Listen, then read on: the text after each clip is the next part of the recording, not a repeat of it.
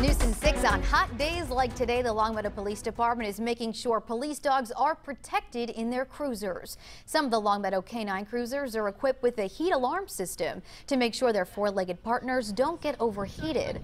When the vehicle interior goes over 87 degrees, an alarm sounds, the rear window goes down automatically, and a fan turns on. An officer told 22 News that the department wants to make sure they don't lose any dogs due to overheating. So it alerts us so that we can make sure that our dogs stay safe, because they're an officer too, so be losing an important member of our community.